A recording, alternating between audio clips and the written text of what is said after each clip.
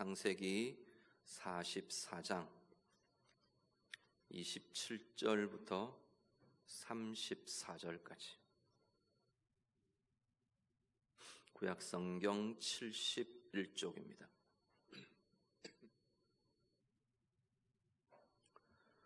창세기 44장 27절에서 34절 말씀.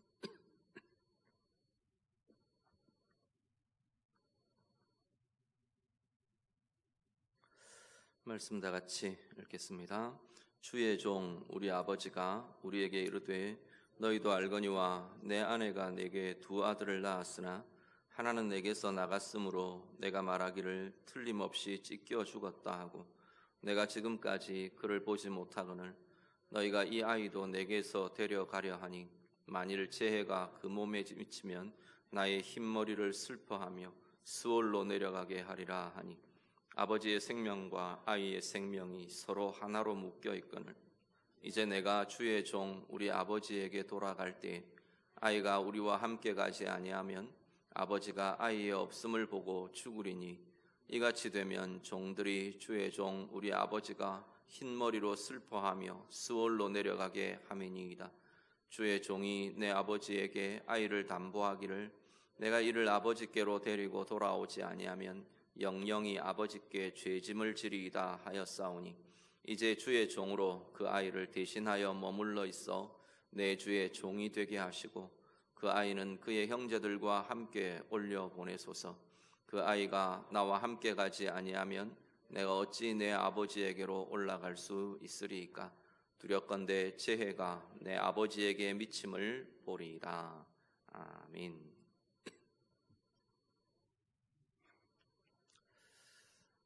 우리 43장 앞장에서 오늘 본문의 앞에서 야곱이 드디어 베냐민을 내어줍니다.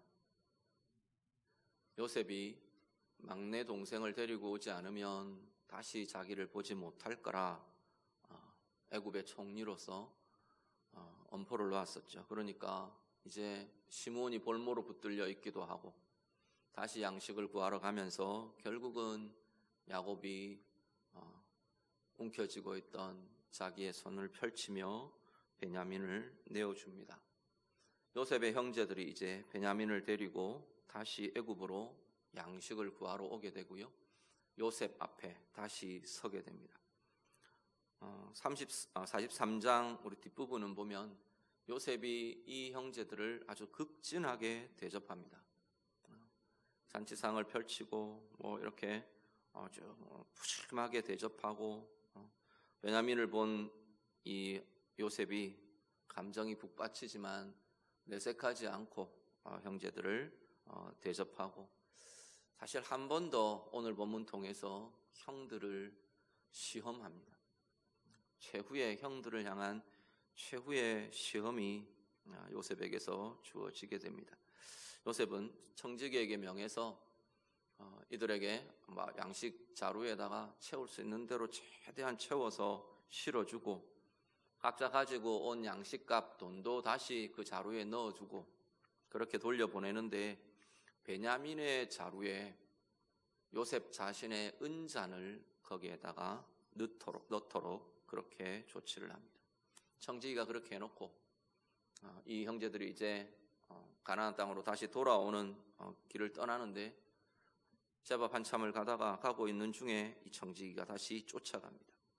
쫓아가서 당신들이 왜 우리 주인이 그렇게 호의를 베풀고 푸짐하게 후하게 대접해 줬는데 주인의 물건을 훔쳐가냐 하고 추궁을 합니다. 주인의 은잔을 당신들이 훔쳐갔다. 그러고는 이제 도둑으로 몰아붙이는 거죠. 일행은 억울하고 결백을 주장하고 이렇게 주장합니다. 발견되면 그자는 죽임당하고 우리가 다 종이 되겠습니다. 주의 종이 되겠습니다. 장담을 합니다. 근데 결국 베냐민의 자루에서 은잔이 나오죠.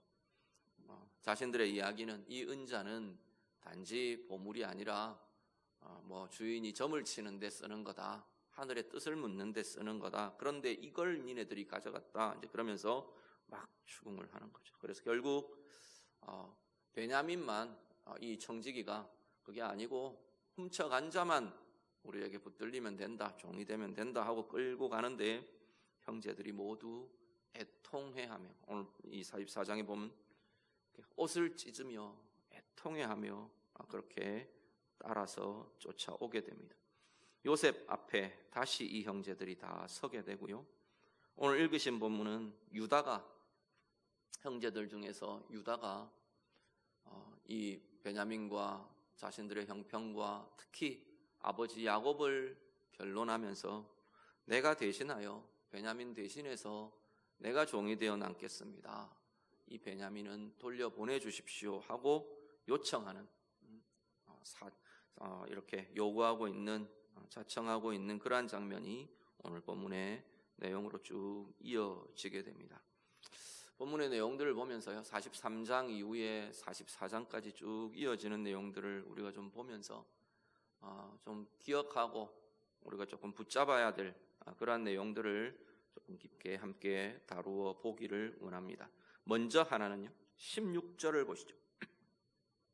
44장 16절 말씀, 읽으신 본문 앞에 16절 한 번 더 우리가 같이 한번 읽겠습니다. 유다가 말하되 우리가 내 주께 무슨 말을 하오리이까? 무슨 설명을 하오리이까? 우리가 어떻게 우리의 정직함을 나타내리이까? 하나님이 종들의 죄악을 찾아내셨으니 우리와 이 잔이 발견된 자가 다 내 주의 노예가 되겠나이다. 아멘. 이 말은요, 지금 유다가, 사실 은연중에 유다가 형제들의 대표가 되어 있습니다. 사실 순서로 보면 르우벤이어야 하는데 어느 순간부터 유다가 형제들의 대표가 되어서 지금 이렇게 이야기들을 하고 있는 걸 보게 되는데요. 지금 유다가 뭐라고 하느냐면, 지금 이 은잔이 발견되고 요셉 앞에 지금 끌려온 겁니다. 도둑으로 내몰린 거죠. 거기에 대해서 하나님이 우리의 죄악을 찾아내셨는데 우리가 뭐라고 하겠습니까? 우리가 무슨 변명을 하겠습니까? 지금 그렇게 고백을 하고 있습니다. 그런데 이 하나님이 찾아내신 죄악, 이것은 지금 이 도둑질한 것, 이것하고는 조금 차이가 있어 보입니다. 지금 자신들은 이 도둑질이, 물론 유다 입장에서 베냐민이 실수로 했든지 아니면 욕심을 냈든지 그렇게 생각하고 있는지는 모르겠어요. 그렇지만 전체적인 흐름들을 볼 때에 자신들은 지금 억울합니다의 고민들을, 지금 대변들을 가지고 있어요. 억울합니다의 입장을 가지고 있어요. 그런데도 하나님이 죄악을 찾아내셨다라고 고백하는 것은 아마도 유다의 이 고백 안에는 앞에 쭉 다루어왔던 요셉과 관련된 죄를 포함하고 있음이 분명해 보입니다. 자기들은 꽁꽁 숨겨놨다고 생각하는 그 죄악, 자기들 말고는 아무도 모를 거라고 생각하는 그 죄악, 요셉을 죽이려다가 팔아넘겨버리고 아버지에게는 죽었다고, 짐승에게 찢겨 죽었다고 이야기했던 그 상황들, 20년 세월 동안 묵혀두었고 또 어떤 면에서는 죄책감에 시달렸고 꽉꽉 묻어놓았던 그것을 하나님이 지금 찾아내시고 드러내신다라는 고백을 지금 하고 있는 거죠. 의로우신 하나님 앞에서 죄는 없는 것으로 할 수가 없습니다. 우리는 예수 그리스도로 인해 우리의 모든 죄들이 사실은 과거의 죄든 앞으로의 죄든 다 용서받은, 사함받은 이들이 분명합니다. 그럼에도 불구하고 우리가 가진 허물과 우리가 가진 악함과 죄악이 없는 것으로 되지는 않는다는 거죠. 주님이 대신 그 모든 값을 치르셔서 그 값을 우리가 받지 않는 것이지, 최소한 우리는 우리의 허물과 우리의 약함을 인정할 줄 알고 그 죄의 값이 어떤 것인지, 죄의 책임이 어떤 것인지 하나님 앞에서 인정하고 수용하고, 그래서 주님의 대속의 값이 소중하고 귀함을 우리가 알고 고백할 수 있는 것, 이것이 오늘 우리에게 있어야 하는 모습이라는 거죠. 죄에 대한 책임을 인정하고 수용하는 것, 그 자리에 진정한 은혜가 나타나는 것을 보게 됩니다. 죄 사함의 은혜도, 하나님의 자녀된 은혜도, 하나님이 채워주시고 새롭게 가시는 그 하나님의 크심과 부요함의 은혜 또한 정말로 우리의 허물과 약함들을 고백할 줄 알고 인정할 줄 알고 수용할 줄 아는 그 자리에서 누려지고 나타나게 되는 것이라는 겁니다. 오늘 우리들 좀 돌아보시면 좋겠습니다. 오늘 나는 하나님 앞에서 인정하고 바로잡아야 될 그러한 모습은 없는지요? 우리는 너무 십자가의 은혜, 하나님 앞에서 구원받고 사함받은 죄사함의 은혜가 너무 우리에게는 자연스럽고 당연해서 우리가 가진 죄악의 모습에 대해서 너무 무디고 무감각하고 당연한 것처럼 그렇게 여기는 게 혹시 우리의 모습은 아닌지 우리 스스로를 돌아보실 수 있기를 바랍니다. 하나님은 사랑의 하나님, 은혜의 하나님이시지만 또 마찬가지로 우리 하나님은 정의의 하나님이시고 공의의 하나님이십니다. 하나님의 공의, 하나님의 정의는 국가적 단위에만 적용되는 것이 아닙니다. 하나님의 의로우심은 국가 지도자들에게만 요구되는 것이 아닌 거죠. 하나님의 자녀들, 하나님의 백성들, 오늘 우리가 하나님의 성품으로, 하나님의 옳음으로, 하나님 기준에 옳은 것들을 행하며 가지며 살아내어야 하는 모습이 오늘 우리의 책임이고 우리의 모습이라는 것을 우리가 다시 한 번 더 기억하실 수 있기를 바랍니다. 시편 말씀을 한 구절 같이 보시죠. 시편 130편 3절부터 5절 말씀. 시편 130편 3절에서 5절 같이 읽겠습니다. 여호와여, 주께서 죄악을 지켜보실진대 주여 누가 서리이까? 그러나 사유하심이 주께 있음은 주를 경외하게 하심이니이다. 나 곧 내 영혼은 여호와를 기다리며 나는 주의 말씀을 바라는도다. 아멘. 시편 130편이요. 처음 시작이 우리 그 찬송 잘 아시죠? 내가 깊은 곳에서 주께 바라며 주께 기도하나이다. 그 내용으로 시작합니다. 이 시인은 지금 자기가 깊은 곳에 빠져 있는 것 같은 어려움을 경험하는 거죠.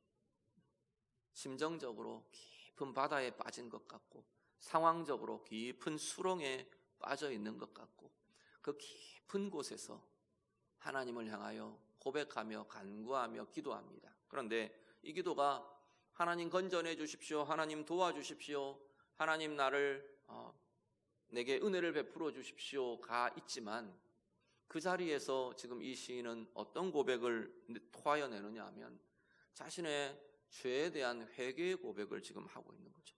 이 깊은 수렁 속에 잠겨있는 이 상태에 처하고 보니까 자신의 죄악이 드러나는 거예요. 하나님 앞에서 나의 죄와 나의 악함과 하나님이 기뻐하시지 않는 것들을 품고 있는 자신의 모습이 드러나는 거죠. 그래서 하나님 앞에 그렇게 고백합니다. 여호와여, 주께서 죄악을 지켜보실진대 주여 누가 서리이까? 하나님이 우리의 죄를 찾으시며 우리의 죄를 바라보시며 우리의 죄를 지적하시는데 누가 그 앞에 감히 서 있게 되겠습니까? 라고 고백하는 거죠. 엎드리며 지금 이 시인이 하나님 앞에 자복하며 기도하고 있는 거죠. 그렇지만 우리에게 소망이 있는 것은 그러나 사유하심이 주께 있음은 주를 경외하게 하심입니다.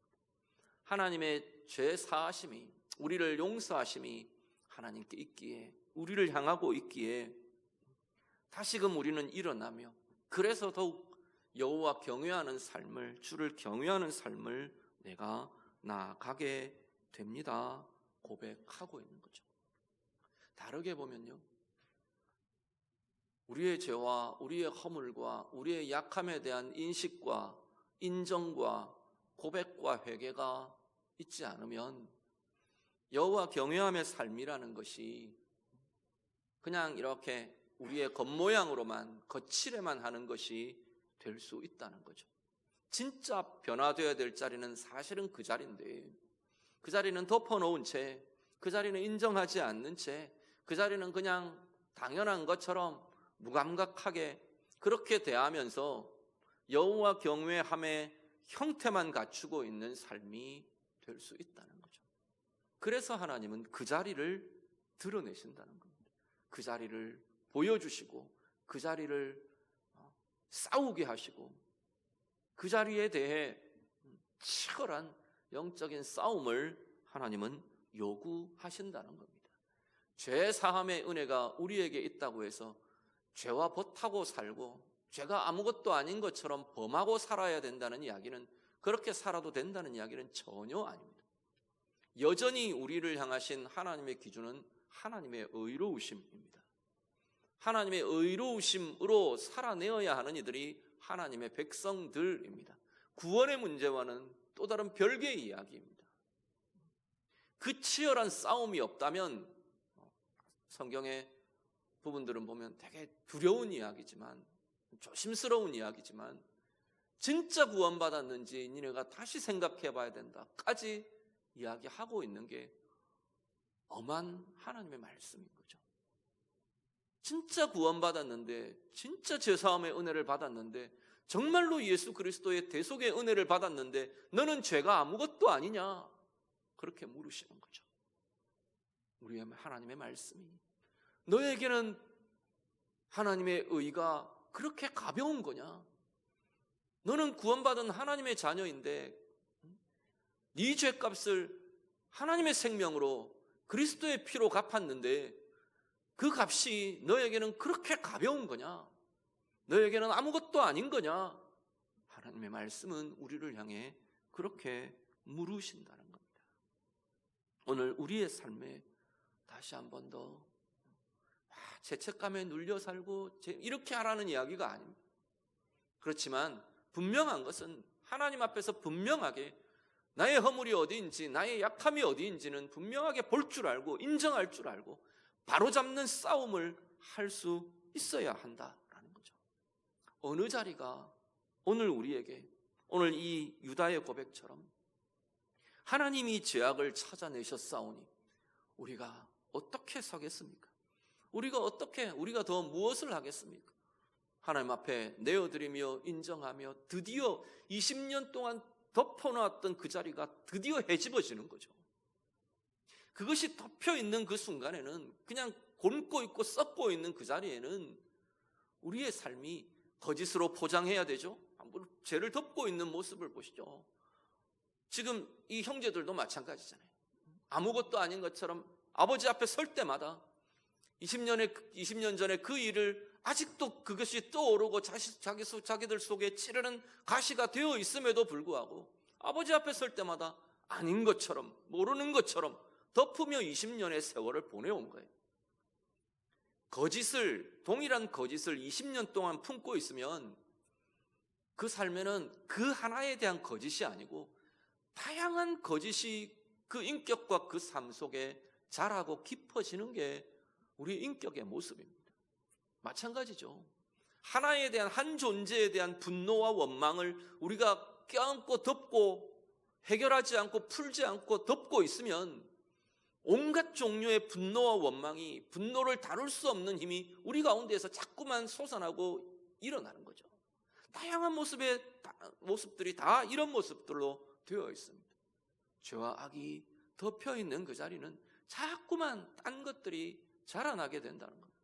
은혜를 방해하고 의를 방해하고 정직을 방해하고 정결을 방해하고 사랑을 방해하는 그것들이 우리 가운데 나타날 수밖에 없는 거죠. 그게 이제 20년 만에 이 형제들 속에서 헤집어지고 있는 거죠. 토하여지고 있는 거죠. 유다의 입을 통해 하나님이 드러내셨습니다. 하나님이 찾아내셨습니다. 하나님이 알고 계십니다. 하나님 앞에서 인정하며 내어놓으며 고백하고 있는 거죠. 오늘 우리들이요, 오늘 내게 하나님 앞에서 인정하고 바로잡아야 할 자리는 어떤 것이 있을까요? 하나님이 주신 힘, 하나님이 주신 소유, 하나님이 주신 자리, 하나님이 주신 위치, 내 것인 것처럼 교만해지고 높아진 자리는 혹시 없으십니까? 하나님이 주신 힘을 내 것인 양 교만해지고 나면 그 힘을 사용하는데 자꾸만 자기가 상하고 다른 사람을 상하게 하게 됩니다. 그 위치가 어떠한 자리이든, 부모의 자리이든, 권력을 가진 자리이든, 영향력을 다른 사람에게 영향력을 나타내는 자리이든, 그 자리가 내 것인 양 교만해지면 그것은 나를 상하게 하고 다른 사람을 상하게 하는 것이 된다는 거죠. 혹시 원망과 증오와 미움을 우리 안에 품고 풀지 않고 해결하지 못하고 덮어놓고 가려놓고 있는 자리는 혹시 없으신지요? 하나님의 시간을 허비하며 낭비하며 살고 있는 자리는 없습니까? 하나님의 것을 훔친 자리는 없습니까? 의로우신 하나님, 그 하나님은 만만하게 무시하며 만만하게 여기는 그런 마음들은 우리에게는 없는가요? 하나님 주신 은혜를 값없이 받았다고 해서 값싼 것처럼 취급하고 있는 건 아닌가요? 하나님 앞에 드려질 감사와 찬송이 원망과 증오로 바뀌어 있지는 않습니까? 오늘 우리 다시 한 번 더 하나님 앞에서 우리도 인정하며 고백하며 진정한 죄 사함의 은혜가, 죄 사함의 은혜는요, 내가 죄 사함을 받으면, 죄를 지은 사람이 용서함을 받으면 뭐가 나타납니까? 기쁨이 나타납니다. 죄 사함의 은혜는 진정한 기쁨으로 우리를 나아가게 합니다. 진정한 평안으로 나아가게 합니다. 우리를 애워싸고 우리를 막 짓누르는 두려움과 불안이 깨어집니다. 진정한 밝음과 빛이 환하게 비추어지는 자리가 되는 거죠.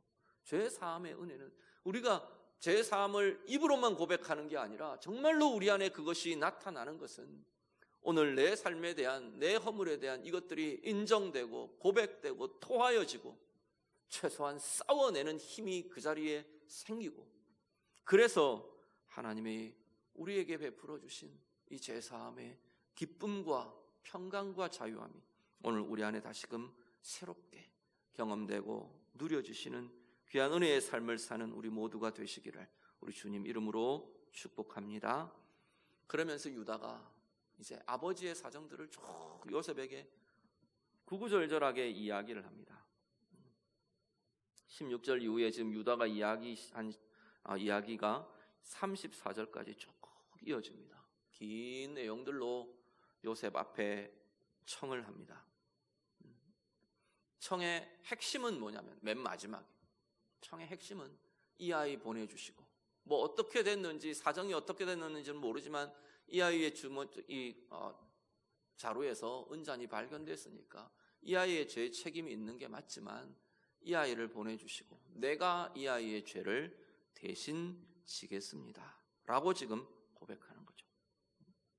유다는 자신이 베냐민 대신 남아 종이 되겠다고 청하고 있습니다. 그런데 유다가 이렇게 베냐민 대신 죄를 청하는, 죄의 값을 자신이 지겠다고 청하는 그 근원에는 무엇이 있냐면 아버지 야곱에 대한 긍휼의 마음이 그 안에 있습니다. 사실 아버지 야곱이 유다나 이 열 형제들에게 그렇게 자상하고 좋은 아버지였던 것 같아 보이지는 않습니다. 앞에도 야곱과 아들들의 관계나 이런 것들이 나타나는데 요셉과 베냐민에게는 특별한 아버지였을지 모르지만 이 열 형제들에게는 그런 아버지로 비추어지지는 않아요. 보면 오히려 아버지에 대한 원망이 있고 아버지의 편애에 대한 마음 상함, 상처가 있고 이런 것 같아요. 그런데 이 순간에 지금 유다는 아버지 야곱에 대한 그런 걸 따지자면 결국은 용서가 필요하고 이해가 필요하고 이런 건데 정말 그것들이 막 이렇게 녹아있는 고백들이 유다에게서 나오는 걸 봅니다. 아버지에 대한 용서와 아버지에 대한 이해와 아버지에 대한 긍휼과 이런 것들이 지금 유다의 고백을 통해 막 이렇게 이런 감정들이 함께 녹아있는 걸 우리가 보게 됩니다. 최소한 이 유다가 20년 전에 요셉이 사라졌을 때 절망하던 아버지의 모습을 기억하고 있는 것 같아요. 그 사건이 아버지 인생에 어떤 충격을 주었고 어떤 불행에 휩싸이게 했는지, 어떤 절망에 휩싸이게 했는지를 지금 이 유다는 기억하고 있는 거죠. 그래서 이야기합니다. 우리 27절부터 31절까지만 한번 보시죠. 27절에서 31절 우리 한 번 더 같이 읽겠습니다. 주의 종 우리 아버지가 우리에게 이르되 너희도 알거니와 내 아내가 내게 두 아들을 낳았으나 하나는 내게서 나갔으므로 내가 말하기를 틀림없이 찢겨 죽었다 하고 내가 지금까지 그를 보지 못하거늘 너희가 이 아이도 내게서 데려가려 하니 만일 재해가 그 몸에 미치면 나의 흰머리를 슬퍼하며 스올로 내려가게 하리라 하니 아버지의 생명과 아이의 생명이 서로 하나로 묶여 있거늘 이제 내가 주의 종 우리 아버지에게 돌아갈 때에 아이가 우리와 함께 가지 아니하면 아버지가 아이의 없음을 보고 죽으리니 이같이 되면 종들이 주의 종 우리 아버지가 흰머리로 슬퍼하며 스올로 내려가게 함이니이다. 아멘. 이 아이가 돌아가지 못하면 아버지는 죽습니다. 그 이야기라는 거죠. 앞에 얘들을 볼 때 아버지는 죽습니다. 그러면 우리가 슬픔과 절망과 원망을 안고 아버지의 생애를 마감하게 하는 이들이 되는 겁니다. 지금 그 고백을 하고 있는 겁니다. 그렇기에 이 아이의 죄를 내가 대신 지고 이 아이는 보내어 주십시오 라고 지금 청하고 있습니다. 33절에 보면요, 주의 종으로 그 아이를 대신하여 머물러 있어 내 주의 종이 되게 하시고 그 아이는 그의 형제들과 함께 올려 보내어 주십시오 고백합니다. 자신의 희생을 통해서 베냐민과 아버지 야곱의 생명을 보존하려고 지금 유다가 청하고 있는 거죠. 이 본문에 쓰여진 이 표현들을 보면요, 유다가 쓰고 있는 대신한다는 33절의 이 표현은 물론 대신한다는 표현이 성경에 여러 군데 나오긴 합니다. 그런데 인상적인 병행 구절이 보면 창세기 22장 13절에 이삭이 하나님이 이삭을 번제로 드려라 했다가 이삭을 대신해서 순양을 예비해 주셨어요. 22장 31절에 보면 아브라함이 눈을 들어 살펴보니까 뒤에 순양이 있더라. 뿔이 수풀에 걸려 있더라. 그래서 아브라함이 가서 그 순양을 가져다가 아들을 대신하여 번제로 드렸다. 이 아들을 대신했다 할 때 이 표현이 여기 쓰여 있는 이 단어, 이 표현과 같은 단어, 같은 표현을 쓰고 있는 거죠. 희생의 제물이 되어야 될 이삭을 대신하여 다른 제물을 준비하신 하나님. 오늘 본문에는요, 자신의 죄의 값을 치러야 하는 베냐민을 대신하여 죄의 값을 청하고 있는 유다.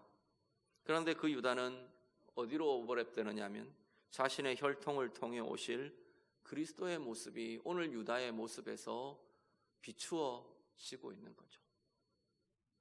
모든 인류의 죄의 값, 저주와 죽음 아래 인생을 끝내야 하는, 존재를 끝내야 하는 우리의 죄의 값을 대신하여 치르신 예수 그리스도의 대속의 십자가의 은혜. 은혜가 유다를 통해 이렇게 예표되고 비추어지고 있는 한 모습, 이게 오늘 본문에 드러나는 한 모습 중에 하나인 거죠. 결국 이 유다의 혈통을 통해 그리스도께서 오시고 온 인류를 대속하시는 대속의 은혜, 구원의 은혜를 이루시게 되는 거죠. 오늘 우리들이요, 그리스도의 대속의 사랑은요, 오늘 우리의 삶을 통해 그냥 예수님 나를 대속해 주셨습니다, 감사합니다, 내가 좋고 내가 구원의 기쁨과 은혜를 누리고 그것으로 끝나는 게 아니고 대속의 십자가의 은혜는 우리를 통해 서로에게 흘러가도록 우리 주님은 요구하시는 걸 보게 됩니다. 그리스도의 대속의 사랑은 오늘 나의 삶을 통해 오늘 내가 사는 이 땅에, 오늘 내가 사는 나의 현재에, 나의 오늘에 이루어지고 성취되어야 할 하나님의 뜻이라고 말씀하시는 거죠. 그래서 우리를 보고 제사장이라고 부르시는 겁니다. 너희야말로 왕같은 제사장이라고 부르시는 이유가 제사장이 대속의 역할을 하는 이들이거든요. 우리의 영원한 대제사장이신 예수 그리스도께서 하신 그 일을 이제는 니네가 니네 삶으로 드러내고 보이라 라고 지금 말씀하고 계시는 거죠. 갈라디아서 6장 2절 우리 한 구절을 같이 봅니다. 갈라디아서 6장 2절 말씀 같이 읽습니다. 너희가 짐을 서로 지라 그리하여 그리스도의 법을 성취하라. 아멘. 주님의 법을 성취하는 길은 우리가 서로의 짐을 대신 져주는 것이랍니다. 우리가 서로의 짐을, 그 짐이 때로는 인생의 무게일 수도 있고 상한 마음일 수도 있고 뭔가에 눌리고 묶이는 두려움과 염려일 수도 있고 아니면 분노와 원망일 수도 있고 또 죄의 값에 눌려진 죄의 짐일 수도 있을 겁니다. 우리가 다 완벽하게 그 짐을 져줄 수 없잖아요. 그래서 어떻게 하느냐면 그리스도 안에서 하는 겁니다. 우리가 무슨 수로 저 사람의 죄를 내가 대신 짊어져 줍니까? 나도 죄인인데. 그렇지만 그리스도의 중보가 있기에, 그리스도의 대속의 은혜가 있기에 그리스도의 그 은혜를 힘입어 우리가 함께 해주는 거죠. 상황에 함께 해주고 또 힘이 없는 그 자리에 우리가 지탱해주고 붙들어주고 돕는 중보의 기도로 함께 해주고 내게 주신 것으로, 내게 주신 힘과 내게 주신 은사와 내게 있는 복으로 같이 덜어주며 함께 해주는 것, 이것이 서로의 짐을 덜어주는 길인 거죠. 그런데 중요한 것은 그게 그리스도의 법을 이루어지게 한다. 주님의 법이 이루어지게 하는 길이 바로 거기에 있다라고 말씀합니다. 한 구절만 더 보시죠. 요한복음 15장 12절에서 14절 같이 읽습니다. 내 계명은 곧 내가 너희를 사랑한 것 같이 너희도 서로 사랑하라 하는 이것이니라. 사람이 친구를 위하여 자기 목숨을 버리면 이보다 더 큰 사랑이 없나니 너희는 내가 명하는 대로 행하면 곧 나의 친구라. 아멘. 그 그리스도의 법이라는 게 뭐냐? 요한복음에는 내가 너희를 사랑한 것 같이 너희도 서로 사랑하는 것이다 말씀합니다. 사랑의 법이 그리스도의 법이라고 말하는 거죠. 그런데 그 사랑의 법, 그리스도의 법이라고 하는 이 사랑의 계명, 사랑의 법을 실천하는 길이 서로의 짐을 져주는 것이라고 말씀하는 거죠. 갈라디아서 6장은 서로의 짐을 외면하며 서로의 짐을 조롱하며 서로의 짐을 고소해하며 그렇게 사는 한 우리는 그리스도의 법을 이루어가는 자들이 될 수 없다고 말하는 거죠. 나를 내어주는 희생이 없이는 그리스도의 법을 행하는, 서로의 짐을 대신 져주는 길을 갈 수가 없다라고 말하는 거죠. 부부로 살아가면서 우리는 내 배우자의 짐을 얼마나 함께 져주고 있으신지요. 각자가 살아온 세월에 눌려있는 상함과 그 방식들을 얼마나 수용해 줄 수 있고 얼마나 져줄 수 있고 얼마나 품어줄 수 있습니까? 부모로 살아가면서, 자녀로 살아가면서 우리는 자녀의 마음에 억눌림과 부담과 눌림과 묶임들을 얼마나 져주려고 하는 건가요? 내 요구를 하기에 급급하고 내가 원하는 것을 그 위에 짊어지게 하는 것에 급급하지는 않으신 건가요? 자녀로 살아가며 부모님이 살아오신 그 생애의 무게들을 우리는 얼마나 이해하려 하고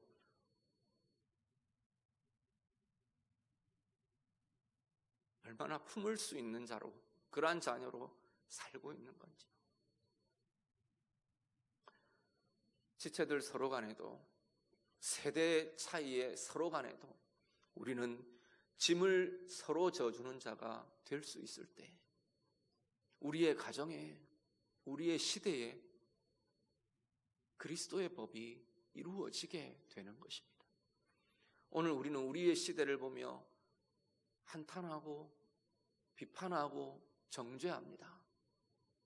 중요한 것은 내가 그리스도의 법을 성취하는 자로 살지 못하면, 하나님의 은혜 받은 내가, 예수의 십자가의 대속의 은혜를 받은 내가 짐을 서로 져주는 이 삶을 살아내지 못하면 우리의 시대는 더 이상 소망이 없는 거죠.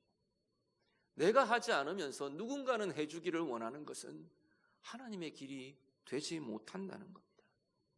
오늘 우리의 삶에 우리 주님이 자신을 들여, 자신을 내어주셔서 우리의 죄의 짐을 짊어지시고 우리의 죽음의 짐을 대신 짊어지신 그 사랑의 길, 오늘 우리도 따라갈 수 있는 자가 되기를 간절히 바랍니다. 오늘 내가 누구의 짐을 져줘야 합니까? 오늘 내가 누구를 대신하여 나의 것들을 희생하며 품을 수 있는 힘이 있어야 합니까? 그 근원에는 하나님의 마음, 우리 주님의 마음을 내가 품는 것이 그 근원의 출발점이 될 겁니다. 유다가 아버지에 대한 이 긍휼의 마음이 유다 가운데 일어나면서, 품으면서 이 일들을 행할 수 있게 되는 거죠. 오늘 예배하시는 성도님들, 오늘 우리도 내게 주신 사람들을 향한 주님의 마음을 깊게 품을 수 있기를 간절히 바랍니다. 그리고 바로 우리 자신을 내어주는, 짐을 대신 져주는 주님의 사랑의 길을 우리 서로가 함께 해가며 따라가는 귀한 은혜의 인생, 복의 인생, 우리 모두의 삶이 다 되시기를 우리 주님 이름으로 축복합니다. 같이 기도하겠습니다. 말씀으로 같이 기도합니다. 오늘 주님께서는, 우리 하나님께서는